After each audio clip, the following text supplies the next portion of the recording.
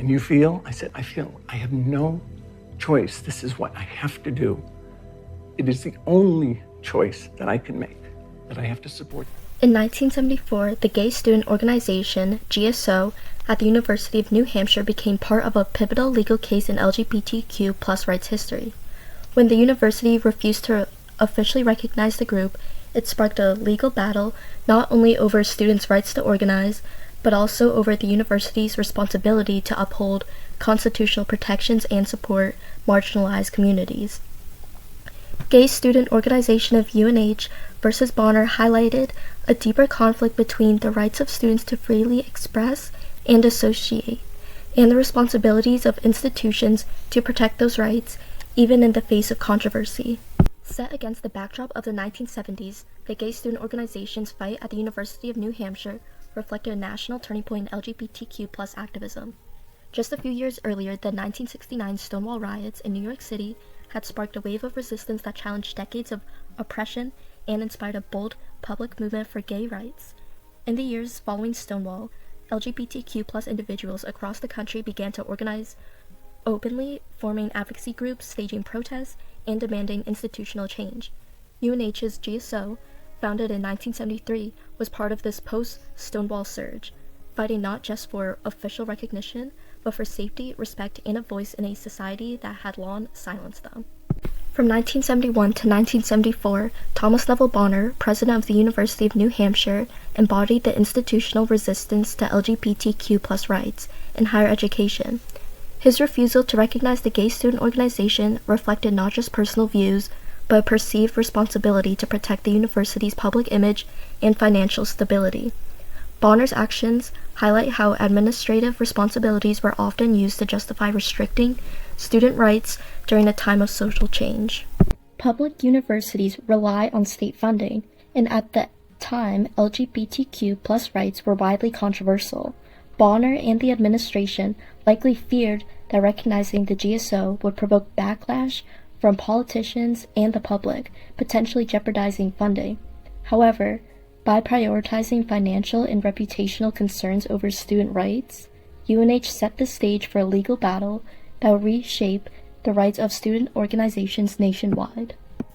Wayne April, a student activist and leader of the GSO, became the driving force behind the push for recognition. He organized protests, rallies, and discussions to draw attention to the group's cause, but his activism came with risks.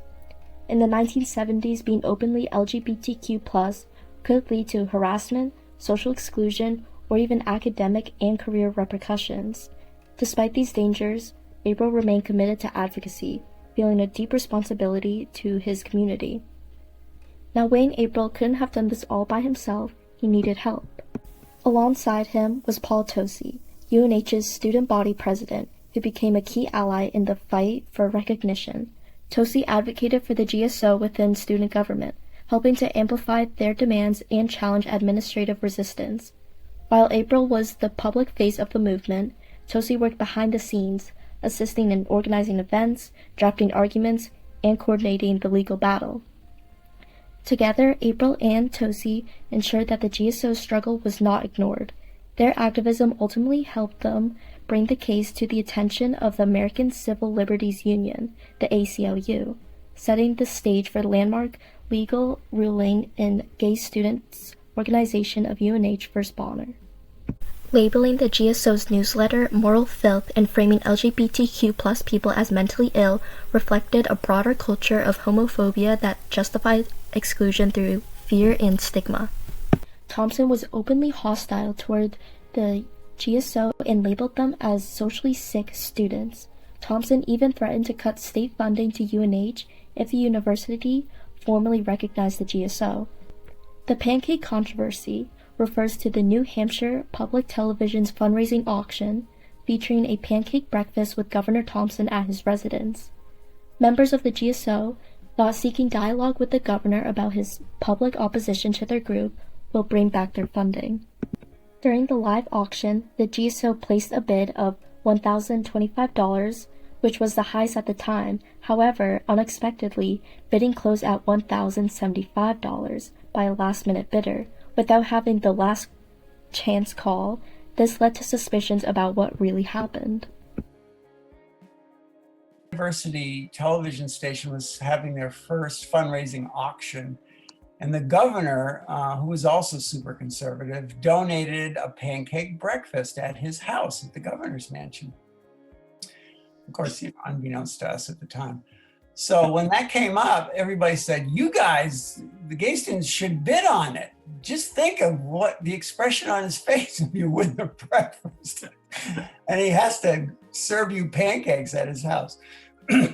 So we ran around, people gave us money to bid on it, and we were the high bidders. It was over $1,000. And then all of a sudden the bidding was cut off. But then the students took it up as an annual fundraiser and kind of a memorial to it. So every year since then, and I guess it still continues, they have in the big multi-purpose room at the Student Union building, the gay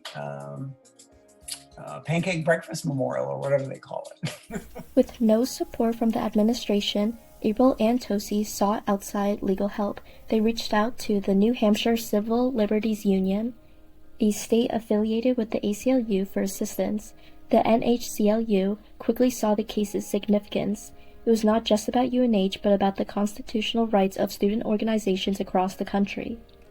The ACLU took an interest because the university's actions violated two key constitutional protections. The first one being the First Amendment, which is the right to free speech and assembly. By denying recognition, UNH was suppressing student expression. The second one being the 14th Amendment, which is equal protection under the law. If other student groups were recognized, the GSO could not be denied based on its LGBTQ+ affiliation. The ACLU's involvement transformed the campus struggle into a landmark legal battle that would influence LGBTQ+ rights in higher education. The case went to the U.S. District Court for New Hampshire, where the judge ruled in favor of the GSO. The decision set a crucial precedent. Public universities could not deny recognition to student organizations based on their political or social views.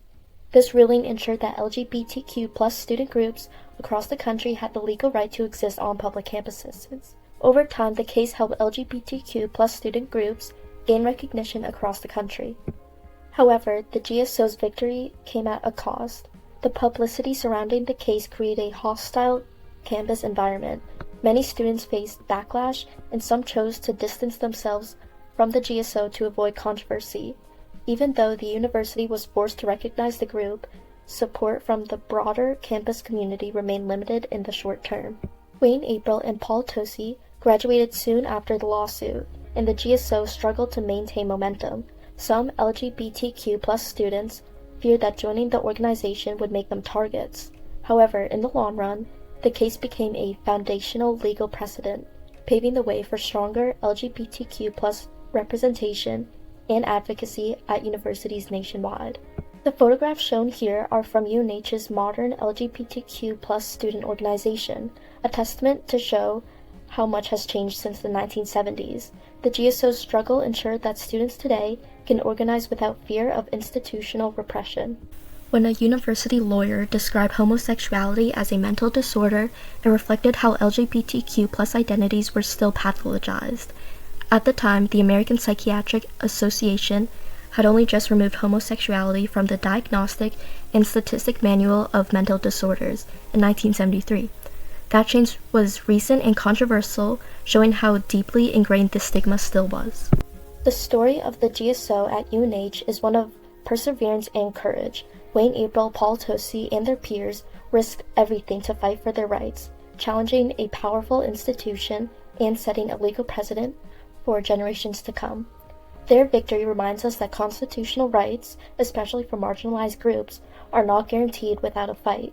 The battle over rights and responsibilities continues today, and the GSO's story remains a powerful example of how activism and legal action can create lasting change.